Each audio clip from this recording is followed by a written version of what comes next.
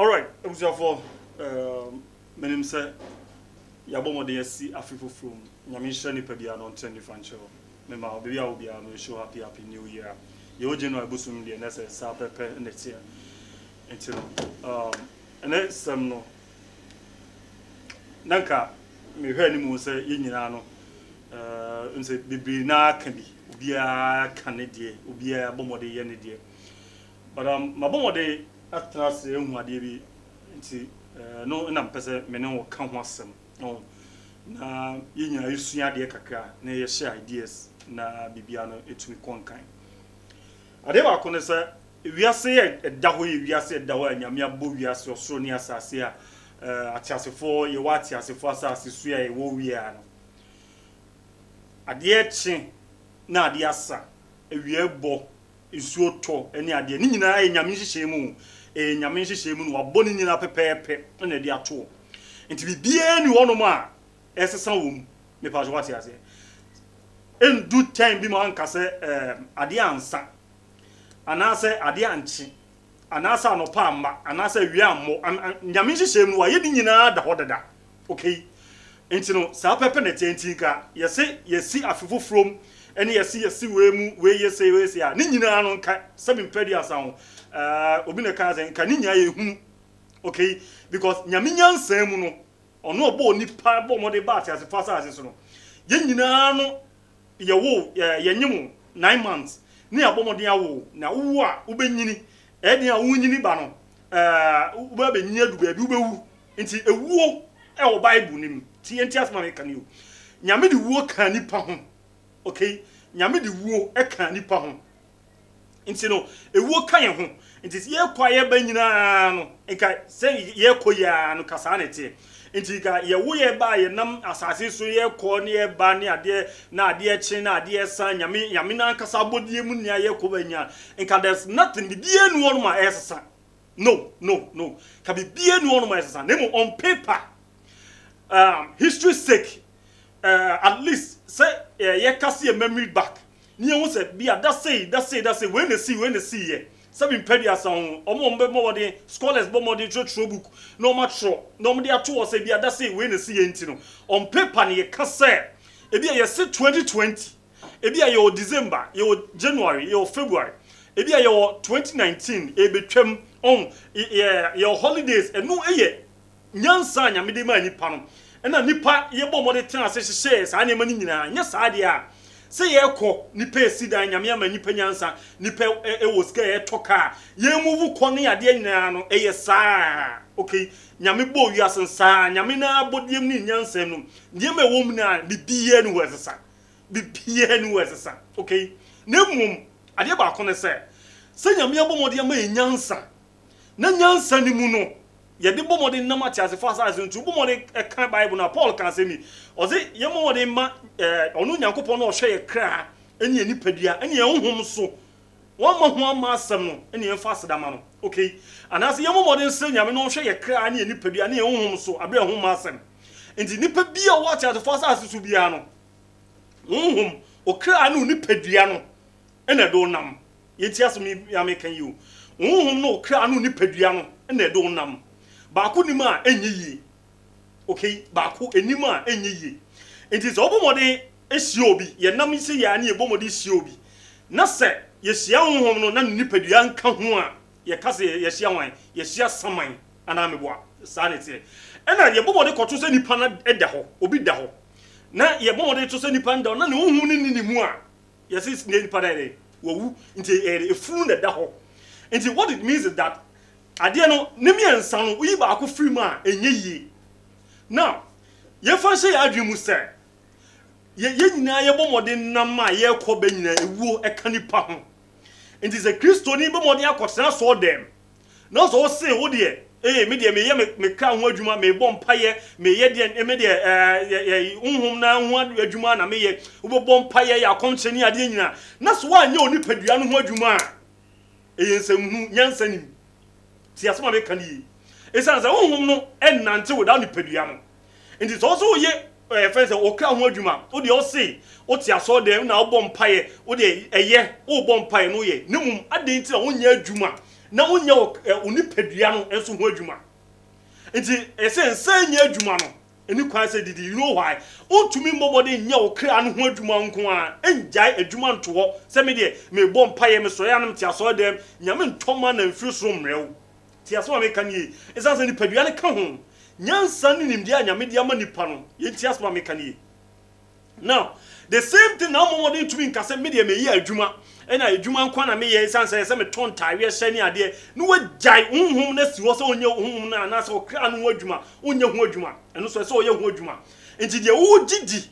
esom bia wo gidi ne honhom bia wo gidi bia se be ye okra ho adwuma no aye de aka ho esanse ne miensa no ba ko firi mu a enye yi si asoma me kan yi ba ko firi mu a enye yi enti Kristofo nyai se ye ba ko tia so dem dan nyina ne ye jai ye adwuma na to honom no the fact that say wo ye adwuma doesn't mean say onye okra so ho adwuma men kan sa ne mum ye momode hwe se ne miensa ene nam okay enti o se on hwe ye kra ye nipadua ne ye honhom so abre homma asem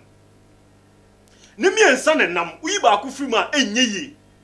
sanso na ye hwa de bi se me kan de aba be si ene ye di for honsem so my momode aka asem say the word prophet and I say title prophet no eni enmonyam biem oh Ghana has say and as my fan of Africa me person me fan Africa I mean limit myself to Ghana eni enmonyam biem yem say won say e den eni enmonyam biem the office of the gospel no okay prophetic ministry eka ho the office of the gospel prophetic ministry ka ho and no na metumi aka say no kwa no ene ne ka top okay adentina ene ye bomode ba ye mamu ase ya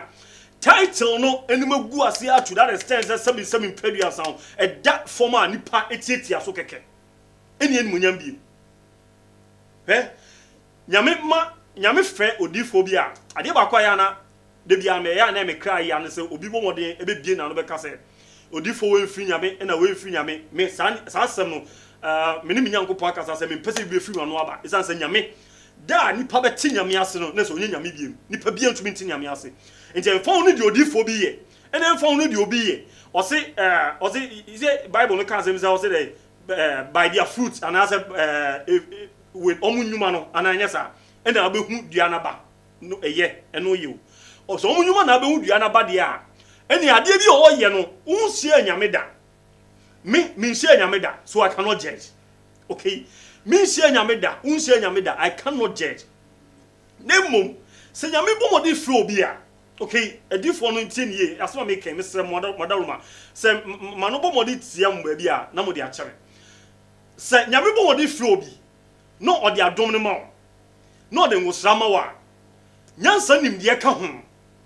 nyansa nimde no e ka ho ne miensa ne nam sa adom no ho engusa no ho nyansa nimde ni ho no ma sa ni mienu we no sabi pedua sa ehunu enko ba bia okay ehunu enti se de na me busa ne se enti sabi pedua sa sabi madaruma asofo a Ghana for classify omo as say oh we dey omo senior pastors oh we mu dey omo like senior most oh we mu dey ye bo omo din a no bia nim say ye kan asofo we mu dey reputation sake omo build their reputation to some certain extent adenti na ba no adifo de a ni ebusa say ye bo odifo odifo b ye bo odifo c a oh we si wan we edifo we onfinya me we eye den na sa ne ma ne ba yo ha enti are you trying to tell me say nyame enkasa yemu no nyame nkasa yemu no oni edifo bomode kasa no eye me nkasa nyame ne edifo nkasa nyame ne edifo kasa nyame nkasa yemu oni edifo kasa no sabi mpedua sa edifo no bomode ebinum be hyenkom na eye na sabi ma no susum na so we de madaroma wo eye na sabi yo adom ne ngosa no nko na mode ye adwuma na ya na nyansa nimde no wo hefa mesemo de enti a nyansa nimde ne ka ho ene nante enim a enye yie ne se me bomode so dae na menti ase na me ko odifo ho no ma odifo no nyame ma ne nyansa ne hunumu okay adom ne kura no enwosa ne kura no ne nyansa no ebe interpret me dream na ma me ama hu se a dream am nya say na nya me pese o kan say na no pese o ye kane no na ye ka odifo na ye fa no odehunufo na me boa nti ye kan tete na ye say Seven pedias na edifo eni ho yes nowadays the edifo na aba obi tu soy me na me prophet the only prophet anyame ne makasa the only prophet anyame yi say ya kire me the only prophet anyame yi say nyame yi say I ask myself say you know that time na edifo di ho ana is if indeed say edifo nowadays me mo bi edi seriously me mo bi edi nowadays edifo aye ka ho asemi no se nyame ne mo kasa eya na sabi mpedi sa interpretation no nyansa na eya na woni nimde na ewom no sabi yo eya na wadaroma eya na ewo henfa now because of social media because of trend because of that fame intino now a different babo ntin ba be hyen koma aye competition na a different come say Ghana ha say aye competition me na nyame fa me so kan we me na nyame fa me so kan we one hwe ya yeti kromo ya ye be ma yeti wonu ma na difo okay omo ye film say nyame asofo nyame difo ma me kan sa okay e de basabasa e no mo so e ma basabasa be ba kromo a now nyame bi wonu ma we need to tell them the truth ye mo more than call a spade okay it is seven pedia sound 31st nko a ene ye da nyame ne edifo be kasa na enti seven pedia say edifo no bomode hye nkom na ye no munyansa ni nimde no e wo hefa adom no ho metiase pa eye enwosra no eye atwuma no doubt ne munyansa nimde no e wo hefa e no fa hin because for odifo to come out say yenye nim say yoba Ghana ha say two political parties okay and the dominating Ghana ha say no doubt MPP NDC and with their followers no and also with their supporters no okay yenti bi da say obi ni obi eji achini e wo these two political parties no e ma ba kokuma akopen yenti bi da ebi momodi sorry enye demonstration maybe mpria ebi momodi enku ebi mo even one particular party kura no ebo modi koye meeting yet krom yawo one particular party koye meeting ewi achire no mo ankasa kwa na ekunkum mo it tells you say how are these two political parties omo followers no e value omo fa ana enti say uyo difo se nyame mpo ene waka wa che say party A party B na bedi nkunim election year ana say dey enim no party A party B na bedi nkunim dia okay eno no obomode ti yentumi nyansa nim de emfa nto ho ehu kwan ye be fa so a ye be kanyame adwen na akere oman nana etiro ye bomode kan ye no okay party we ne we na edi nkunim ye wiwie no ni asa bomode akase na mum ye bomode enhwe electoral commission oni anete no enti se sofu bi bomode ka kire se di fo no bomode yes an say they are jokers. Okay, me personally, minister soft on the yard. You know why? Because nyansan nim die no mo dia ton chain. I'm telling you, it's a fact. Okay, let's call a spade. So say party A, party B, ne bedi first. And I say bedi nkunim. Eye, nyame no wakasa. Enti nyansan nim die no interpretation no ye tui fa nyansan nim die nka ho ehu kwan ye be fa so a ye de asan be ma o man na na. Eno wey, eno nyansan nim die no wey. Adum ho enwo say ye adwuma nyansa nimde no me hu ne say me hu ne say ye momfa no anya adwuma personally me hu ne say momfa no anya adwuma na me ka say madoro manutia mo a mesrem mo na mo de ache because niam bi won ma say yanka obi antumi nka now mo bo mo de say san kom ni nya wie no na o man ni nyina de o mani akwakosoe electoral commission so ye nya so nim say Ghana ha say electoral commission only this institution and a share about to one sem so into ochire bi no odifo bi asem o kan ye ochire bi no sofo bi asem o bomode kan the first night hwan and 4th January and hwan sofo bi asem o kan ye nti onkom sha bomode ba bonte be hye a wan fa nyansa nim de na anya adwuma ni nti no man nim say hey electoral commission awiem hey party we end first there anyway I say meanwhile we are in the country sebi pedia sound these two political parties no emunjo even with their followers dan de nyane ne ntokwa na omuku omo it is simple nyame ene wakasa oyodifo na nyame ne wakasa okay nyame ne wakasa na kasa nu nyame se fa asem mo man na mesra wadaroma enu nti na nyame na mu no nyame na kasa mu odi nyansa nim de ka adom no ho ene wosra no nti ade nti na nyame de asem na ma na nyansa nim de no ho na so yusu nyansa nim de no interpret asem no de mo man no ne mu ukọ no ro uja nyansa nim de no ho ehunu esa adom ne ngosa na nya adwuma enu ene ma sabi mpadi asan obi te baabi a no obomode o software on free nyame ena odifo we o jano enu emo obi tu bia na no kansem a ehia sabi pedi asadi dia tensem e che difo you ask yourself say enti enei mu amwo charismatic fence ministry no ana say charismatic gurus sa na mo frem myself a mo obomode e kọ no okay dey na mo change ma no kwasem no dey na mo change ma whoever it is odidi munase I'm saying this whoever it is also suffocated odidi munase as prophet oba and as omo nyame afre omo nyame no makasa say medifo ni medem sagu mu so momra ma adwuma no mu fi achie ba nyina no enam say mo di animu no mo fa nyansa nim dia anya adwuma ni nti no omo so ba nyina no the same trend no ba betum I'm telling you this say ye ba ye mamu a opa asema me kan yenye fa nkwa dwindwim yemfa asofo bi te say yemmo asofo bi din okay ana say yemfa asofo bi te say mame classify om god ye ba ha say ya yemfa say ye papa Bishop Duncan Williams papa wada no we de me bo din na kan asem sem mo fa nkyere yemfa Eastwood Anaba yemfa ye papa Adina sorry yemfa first Reverend Mesa Wutabel yemfa ye papa Ranford yemfa Victor ye papa Victor say of Family Chapel yemfa sankofo no ana say yemfa Pentecostal fo no nya wo de yemfa mu nya nhyehyem now say omumu bi say impedias efom na sa asem no beto dwa wo de yenka ne sa obia obobo de behu say sa nyema no enfonso obia bom hu bia no that person will be shocked. You know why? Because we classify them. Because omo bomodi akanyamia dwen akire o man no. Okay? Omo kanyami nim de dia hye nipa ni trim. So we classify them as topmost, senior-most pastors in our country. Okay? We classify them but edi eba mtrim na maboy. We classify them as most senior pastors in our country. Okay? Enti omo bibi touch mo omo bi ho pe. Omo ni nya will be shocked. And about sa it will be very difficult say obi kwa be body e bi na no ka future words bi dey triom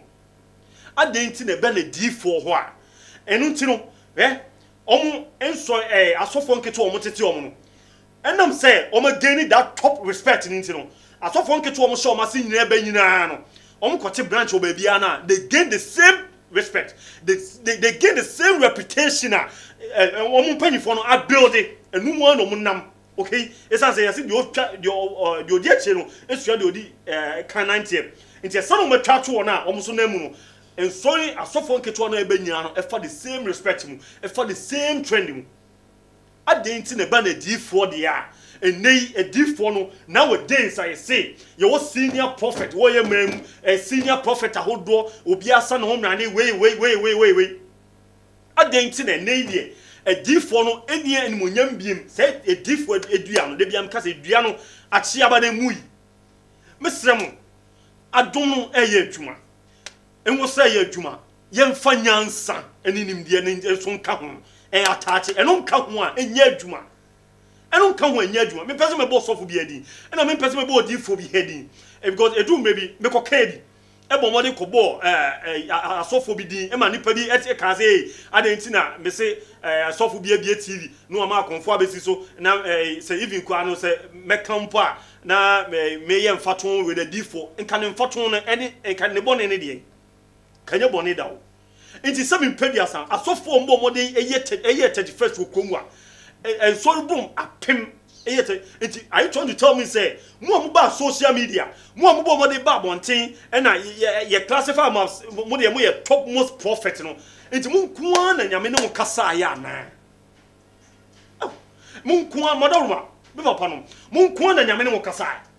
ena nyame ne mo kasa no nti sebi mfedua on sebi o that time mo be ka kire o man no dia that time na sebi nyansa no won that time no na nimdia no wo henfa eno en abai competition e me ne me no kasa sisi no ye were D4 say no o ma sorry e san say ba ko e ka say all these things no they are jokers obi so on tears so wa fe o mu jokers of course e mo no matwa sa na to e ye mo an matwa sa no na mo de ato me sire mo D4 okumu a say me sire mo adaroma office of the gospel no munima enye yi na mukoya so ye di agua mukoya so de otokwa bebe o man ye se D4 no de o sha so nkom enti nyo D4 obomo de hye nkom ebe o man no nyame nya na ade sa se mo se nyankopon na mo de atete na mo de cheche na no se no an yenye namu an yenye yesu afa ye hu nyame da na mo se no an na nyame afrɛ mo na nyame an ne mo kasa ne yenye ye kɔ ne ye ba ena mo say yensi nyame atwetwe dia ena de mu ye die ena na se mu di nyame ho fe mo pese nipa hu se ana se mu ye hwe no ana ye Christopher mo pese ye hu se nyame kwa no onyo bia sana mo pese mo kire se nyame nyo bia because nyame nye na ade sa ubo mo de ko prophesy se party B na ebedi nkunim eye na mom no ye wo nyansan de to ho nti sabi mpedi asan odifo bi hu ade bi se ade we die sei na te nyame ma hu yi to no obusa nyame se nyame dey na ade ne kire nyame a cho se sei na te na wo ka wo di nyansa nimde no attach na ye adwuma enka ho anye yi ne de bi ye de enwosa no ye adwuma adom no e wo ho na mum nyansa nimde de ye de ato nchen why ye di agwa mo adifo ya ye nim ko be ya mo de mo be bo man no no kwasem na me ka mo be bo man me sira mo fa nyansa nimde no e attach adom ne wosra no na mo fa nya adwuma me pese me bo adifo bi adi me se nya adifo nya na tesa me sira mo adawma me se nya adifo nya na tesa na mum mo yesa no mo fa nyansa nimde no e attach adom ne wosra no na mo fa nya adwuma nya sa mo be bo man no se na akwakoba se no obia de nani akwakosue efese electoral commission so edu pempen so kwa no odifo bi ehye nkom no minim se na adwim no nim se o kreti host atu ho se de onu kwa bi na no kan se na mum ye hwe Ghana form woni nkoche electoral commission omu so ni party se wo am no te ya na omu ye adwuma enti obu feel se even sa edu abato obre na dey na nipa no ana followers no say anko pepepe amaba akwa okay dey no mo fanye electoral commission if you can nipa say me pediasa or head electoral commission no ono ne life kwa no is at stake because of modi for incompetent omo modi ye adwuma omo modi ye adwuma electoral commission their life is at stake o man no na say me pediasa ne ma bi won ma ye taking serious. I'm telling you guys a different no question na make catch on my way no and na bi won ma ye mfa no serious enka sa nyema we because sa nyema we no enka sa different ni nyina sa different mu ye sa nyema ni nyina say YouTube fame na wo pew say trending na wo pew sa nyema hunu ni nyina enka sa nyema ni nyina enka sa time no wo kasa nya kamu nya enka se me pedi ase bia kamu da fiase ana kamu ja court because mu de nipa bi life atotankuwam what the nipa be life atotankuwam. I'm telling you ade any kumwa ene ye to aba e ma se me pedi asan electoral commission on your head about one akasa to be na mum ne nkola be akọ polling centers no ye bo modin akọ bia bo mo akunkum bia na ye ni kumwa ye nti bi da mo de sankofo ni nyina no a life atotankuwam ade nti se bansa on the name of edifo on the name of fame on the name of prophecy and me nam kan say into do on e be ma obi ara kasa me prophet A kan we prophet B kan we and abem and ye den eno and ye den eno na ye den nyansa nimdie no wen nyansa no eni nimdie e wen mudi adom e ya adwuma ngosra ho nyansa nimdie no besra mo fa nka ho na ka ho na so nyansa nimdie ni ho a enya adwuma di eni di ade a di no oman ba kwa yetim ena enti na me kasa me gri kan asem se nyame e ka no bible na mo de cheche na no okay ewuo ewo mu yewu nipa obenyini obewu ewuo be ka ho ewuo ka ho ana ewuo ka ho na denti de ne die ye debi debi abba ye no Mr. Madaruma nyesa yete heya eno difo bi abomode apagya na ayi uyo difo na so aye adwuma ma party A waye adwuma ma party B ena ye den a obetumi a ko party nche ne nkokasa I mean nema bi wo no ma de ne ye pe de na difo ne pe wonka nche de na mo pe me what I feel is say ampa nyame ne mo akasa okay me hu nyame da so I don't want to be God mo prophecies no and no dear me kasa me challenge mo prophecies na me boa no ne mo me say nyame ne mo kasa aye no nyansa nimdie no mo amfa anya adwuma me point ni ano nyame ne mo akasa eye me gitum me de me gitum pa se nyame ne mo akasa because no bia nyame ne kasa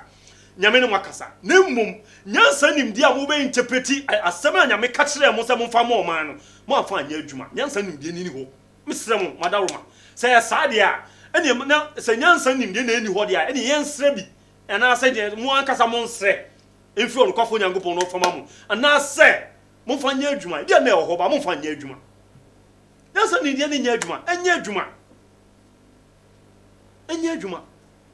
nti ye ni panso a ye bomode ekọ ye se ye kọ asori ye den no se dem di kakan no ewiase no se nye ni pa nimdie mu ni ade na eda ho se de ekan na okay nke wiase no da ho nyame abode nhyehyem no wo ho a ne wo nimdie ni nyansa nyame de ama nipa no ene ye ekọ obi benyeska ye bewu obi be sidan wo ha obi hu se ada bi ha se ye develop no ho nti ewiase ne sa eda ho sa okay ne mum memisik at least say the beya obe kai sese nti no ena nyansa nimdie no yesi we January we efi tete ebesi nne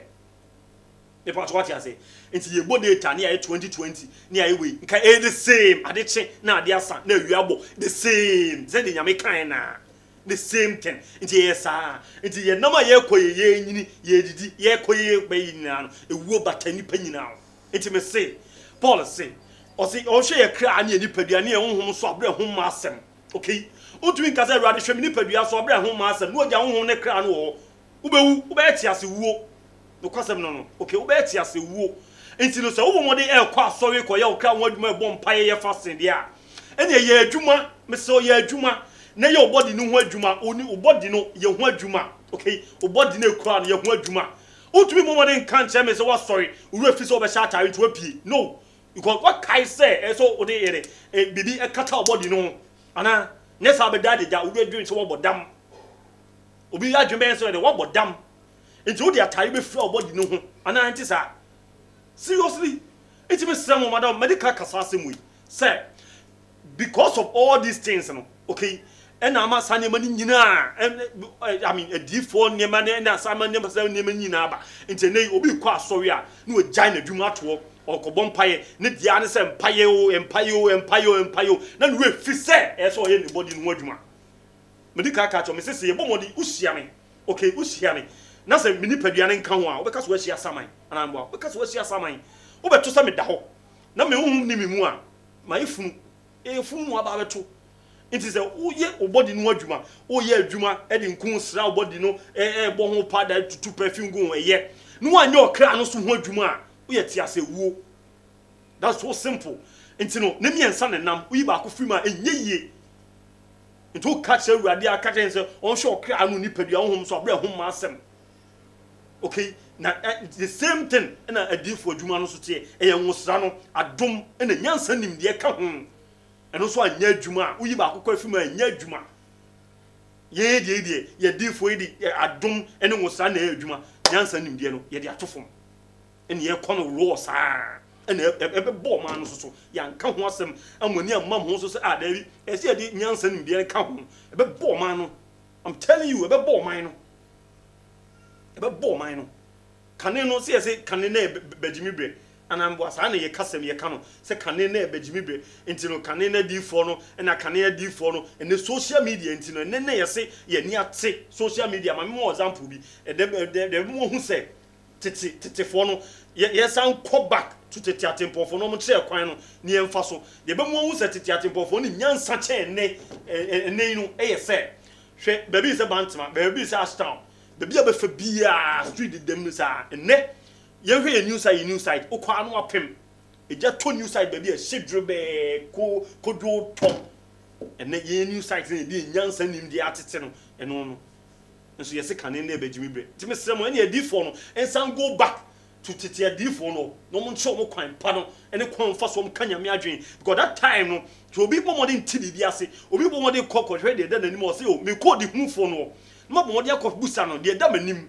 na kwa no na ne yesi friend counseling what show say oh bi a say ni say na eba oh bi odi for ma so da we menti ase no de hunfo na show say we are die no nyansam no okay nyame ama nyansa nim de nti nyansam no no interpret ade ndi ama no hu say nyame pese ono ka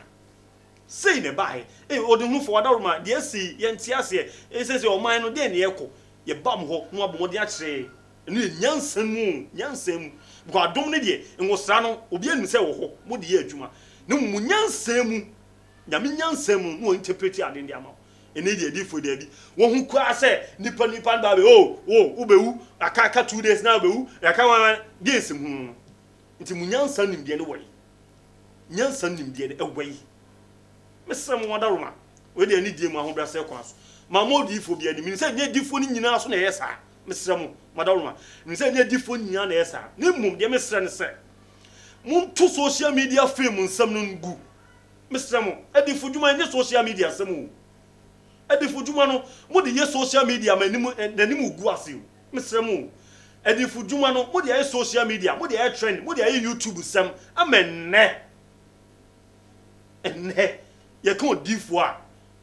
last me bomo de hwe we lady bi ye body for bi o ti aso kan oh Jimmy for we I was even shocked ye me cry ya odifo no nyim bibia but ne me cry ya now go to YouTube ne read the comment ahodo ne hade se me pedi asa bia se ni pa na otro adidi atem no e bia na ombe wo odifo no e bia na se me pedi asa ombe wo ba bia o ombe wo ba bia ne mpo no o che mpo a o title na nyame dia ma ono kire se ombe nti wo ko ba bia ye fra so for say papa adentia esan say title no bia nyame di wadru no mum value baby anyame de modru no mum value anu mum value baby anyame de modru no na mu hu ne say e say ne te me pese me body nti na ma nya comparison bia kam ye comparison mo a nti kam busa say nti tan ko for say D4 ombo modum nya 31 akese okromu ani ade nti omo mu ne nyame ne omo nkasa bia na mun ko nyame ne mo kasa mun ko nyame ne mo kasa se mun ko nyame ne mo kasa dia ene me sere mo madaroma me nsadam nsayem mensadam nsayem de mo ye ne de no mo bo man no me say o man we na yempanyifo no se me padu asan yen take ne ma be serious because se ke yabomode atenase eni adwen sem na kwa akira enke yenya be hu se ye de nipa bi a life atotankuwem nipa bi o mo bomode ye adwuma na se ye de o mato institution bia no their life is at stake ya dwen kwa akira ke be hu se the different conscious mo hye sa nyemehunu nyansa nim de o man fa nto mo nkom hye ho ke be hu se o mo de nipa bi enkwa edi agro but o man no bibia na afa ntra because of our selfish interest ye mpanyifo bi selfish interest enam say e bia nipa na prophesize ye come on the party e bia o prophesize ye come on the party ntin our selfish interest ntino enne say party e be ye adwuma ye fan MPP be ye adwuma o Ghana ade ni ye se den NDC be kasa nye say NDC be si so e ye se den MPP be kasa nye okay sanity ye mo modern fa nyankwa adwendwem maka but manutie obi ana ade acheme Mr. Wadifo no we de manutie ama mfa ncheme nyanyamia yanka obi anka na miaso mesre menkofo journalist wo exams medical kasa ne uyi Ghana nipa tenzi wa emu nkunu na emu wotwe nsentwefo zanze social media anti obia yen sentreni ama ne edu pempen so a ye tam cameras near the court and sorry them aden ye kohwe prophecy ye kotwa prophecy na we di abetum na odifo say intino 7 pedias and 7 pedias ye ntumi use your platform your radio platform ahodo your TV platform ahodo no en kan sam asundwe sam ncho man no ye onyama bebi ye hono man no mu ni pa omanya kwanya no ebenya wo e peti o nanso ye sentwefo ye a etam cameras enam hunu aden a okwa ye to college ye be ma kakra ye be ma we insemhu ntino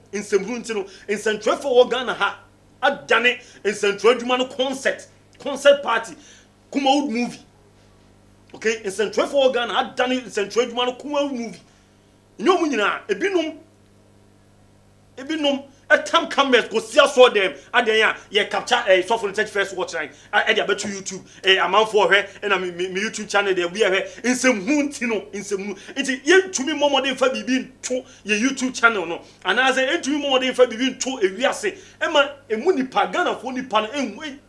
gosh mesamo ye central for isu ye ka ho mesamo a adabraka adwuma no bi e dey kono me dey me nyini bebre ne mom de mnim say bebi a na me dru me wo me bobodi sua ni pa bi a me di bewura mu no ye dawe sin we no de koda no ye dawe sin we no de koda ye dawe sin we na no de central dwuma ne ko ene die ni pa bi a bebodi abefra frame frame ne trending ne sa nyama ni ntino ye hwe bebi a ye de central dwuma ne fa insem hunku anyema hunku a ene ka che Ghana for monti ami fam pemo kasa tintin fonzo mpem da temesre fonzo bi ba na ade a che nyame shraw non se ni fan show me din any good man Benjamin and God bless nyame shraw